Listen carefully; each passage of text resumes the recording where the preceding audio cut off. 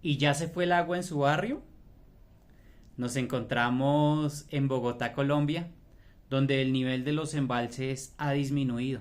Por eso en diferentes sectores nos han cortado el suministro de agua. Acompáñeme a observar lo que está pasando en otra ciudad, en Listra, hace 2000 años. Observemos Hechos capítulo 14 y hoy vamos a observar desde el versículo 11 hasta el versículo 18.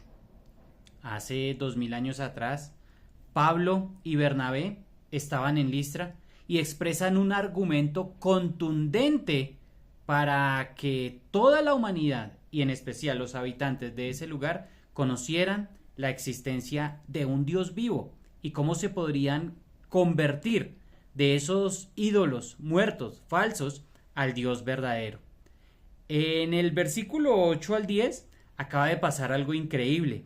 Un hombre que nunca había caminado comenzó a andar y fue la reflexión número 61 del libro de los Hechos. Pero observemos este tema y la pregunta es, ¿quién manda la lluvia? ¿Quién manda la lluvia? Bueno, con respecto al milagro sucedido allí en Listra, en los versículos 9 y 10, vemos la reacción de las personas en el versículo 11.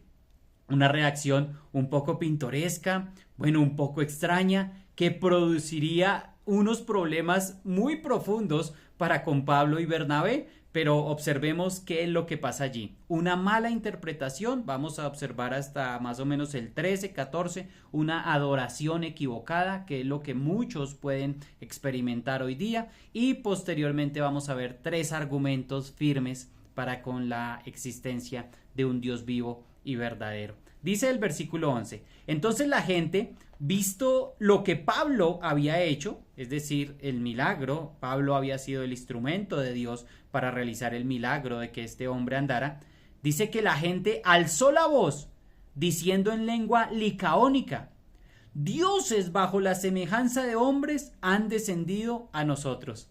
La multitud observa el milagro y estaba acostumbrada al paganismo. Entonces su mentalidad desafortunadamente le dio una interpretación errada. Pablo predicó, por supuesto, el mensaje en griego y hace el llamado a este hombre. Y entonces pasa que ellos expresaron en lengua licaónica y dicen dioses. Probablemente Pablo y Bernabé de inmediato no entendían lo que decían porque la multitud quizás se había aglomerado y no estaban los intérpretes o los hermanos que les pudieran traducir esta lengua licaónica. Y mira lo que pasa en el versículo 12. Y a Bernabé llamaban Júpiter y a Pablo Mercurio, porque este era el que llevaba la palabra. A Bernabé lo asocian con Júpiter, lo identifican también con Zeus y por lo que está calladito y no era el que hablaba, entonces dicen que este dios que por su dignidad ni siquiera hablaba y esa dignidad le obligaba a guardar silencio. Y con Pablo le habían dicho este es Mercurio, identificado con el dios Hermes, también el dios griego Hermes, y este era el que llevaba la palabra, el que realizaba el trabajo físico, el que estaba hablando, predicando el mensaje. Mira qué equivocación tan grande. También quizá dicen los estudiosos que por la estatura de Pablo, a este le decían Mercurio y al otro le decían Júpiter. Entonces esto es algo errado, una interpretación errada. Miremos el 13. Y el sacerdote de Júpiter, cuyo templo estaba enfrente de la ciudad, trajo toros y guirnaldas delante de las puertas y juntamente con la muchedumbre quería ofrecer sacrificios. El milagro tuvo que haber sido cerca del templo, de ese templo pagano de Júpiter, y trajo unos toros para ofrecer sacrificios. Imagínense, buscaban adorar y reverenciar a Pablo y a Bernabé. Y es que cuando nuestra adoración es equivocada, nosotros vamos a atribuir los milagros de la vida a los dioses con D minúscula, dioses paganos, y qué peligroso es esto, de no reconocer al Dios vivo y verdadero en nuestras vidas, al creador del cielo y de la tierra. Muchas veces ofrendan las personas y entregan su vida más a la naturaleza que al Dios de la naturaleza. Terrible esto, ¿verdad? Muchos adoran los astros, muchos adoran los árboles, muchos adoran las plantas. Oh, qué triste esta equivocación que podemos tener cuando no adoramos al Dios vivo y verdadero, al creador de los cielos y de la tierra. Pero ¿quién manda la lluvia? Aquí estamos en Bogotá y sabemos que esta reflexión se escucha en muchos lugares del mundo. Bueno, les contamos que estamos pasando por un tiempo de sequía, por un tiempo de dificultad de aguas, porque se han bajado los embalses. Pero mira el versículo 14. Cuando oyeron los apóstoles, Pablo y Bernabé rasgaron sus ropas y se lanzaron entre la multitud dando voces. ¡Wow! Ellos no entendían muy bien el lenguaje, pero quizá los hermanos les traducen y entonces ellos comprenden lo que pretendían hacer. Y entonces ellos, en señal de desaprobación y de dolor, salieron rasgando sus vestidos. Y ahora sí van a decir un mensaje. Miremos el mensaje. Dice el versículo 15. Y diciendo: varones, ¿por qué hacéis esto? Nosotros también somos hombres semejantes a vosotros,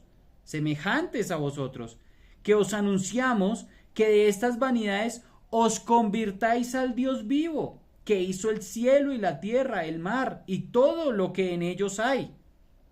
Bueno, aquí hay un argumento contundente de la existencia de Dios. Ellos no eran divinos, como no lo somos ninguno de los que andamos en este planeta. Somos solo hombres, limitados y mortales, como cualquiera de los que está observando este video, del mismo que está grabando este video. Somos hombres limitados y mortales. Pero ¿saben a quién sí anunciamos por medio de estos videos, de estas reflexiones? Anunciamos al Dios vivo, al Dios que vive, en contraste con los ídolos muertos. Dios es el creador. Él fue quien hizo el milagro en el hombre que no podía andar. Y a este Dios es que nosotros llamamos que se conviertan de las tinieblas a la luz, por medio del arrepentimiento de esas obras y también de aceptar al Señor Jesucristo, de aceptar lo que Dios mismo ha enviado a su Hijo unigénito para que todo aquel que en Él cree no se pierda, mas tenga vida eterna. Bueno, dice lo que ha pasado. Mira el 16. En las edades pasadas, Él ha dejado a todas las gentes andar en sus propios caminos.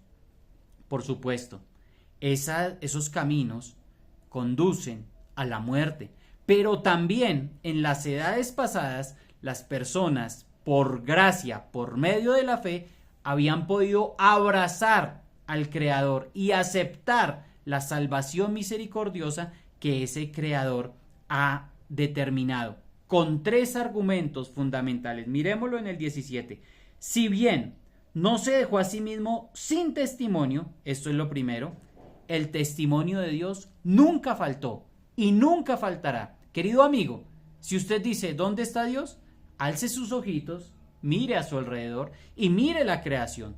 Su eterno poder y deidad en la manifestación de la naturaleza es el testimonio vivo de un Dios creador, de un Dios que ha estado ahí y de un Dios que ha creado los cielos y la tierra. Mira lo que dice también, segundo punto, dándonos lluvias del cielo y tiempos fructíferos. Lluvias del cielo y tiempos fructíferos. La lluvia es asociada con las cosechas, también con el beneficio que obtenemos de los árboles, de los frutos. Entonces, ¿qué vemos aquí? Bondad. Ese Dios creador ha sido bondadoso y concede lluvias a su tiempo, en su tiempo propicio. Él sustenta su creación. Él cuida su creación. Así es de que confianza, queridos bogotanos, tendremos ya días sin racionamientos de aguas, porque sé y estoy seguro que es Dios quien sustenta y que es el único que puede proveernos la lluvia, esos aguaceros tan buenos que caen aquí por estas tierras. El Señor es quien puede hacerlo regresar y es el que de nuevo puede llenar los embalses. Lo tercero es que nos da tiempos fructíferos, es que Él da provisión de alimento. Esa provisión de alimento solo la puede dar el Señor. Hay alimento suficiente, querido hermano. ¿Usted sabe cuánto alimento se desperdicia en los hoteles en los Estados Unidos?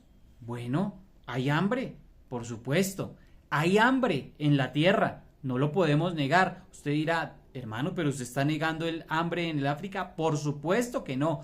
Hay hambre en diferentes lugares de la tierra por el pecado propio y por el pecado de los dirigentes. Porque alimento hay de sobra. Si no, acompáñeme a una central de abastos y mire cuánto alimento no hay. Hay alimento de sobra. Hay hambre, ¿por qué? Por el pecado propio, por la negligencia del ser humano para con sus seres queridos y también por el pecado de los dirigentes. Entonces, la tercera manifestación de la realidad de Dios es la provisión suficiente de alimento. Mire lo que escribe el escritor Samuel Pérez Millos con respecto a esto.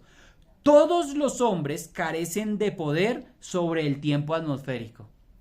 Sí, solo Dios nos puede traer lluvia.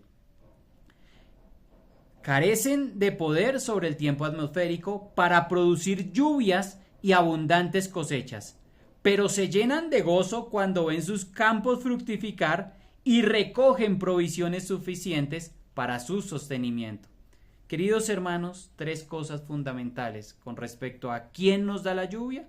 Sin lugar a duda la respuesta es Dios. Él nos dice que hay testimonio en la naturaleza, que somos inexcusables, que no tenemos excusa. Segundo, Él nos muestra su bondad, nos envía lluvia a su tiempo. Y tercero, nos da provisión de alimentos. Queridos hermanos, aquí está el Dios vivo y verdadero, al cual se nos llama que nos convirtamos. 18, versículo 18, terminamos esta reflexión allí. Y diciendo estas cosas, difícilmente lograron impedir que la multitud les ofreciere sacrificio. Finalmente, con dificultad, ellos logran impedir el sacrificio, pero pues dentro de 8 días veremos otro problema que se les avecina a Pablo y a Bernabé allí en Listra. Mis amados, muy buen día, bendiciones y confianza en el Señor, que Él es quien manda la lluvia. Un buen día.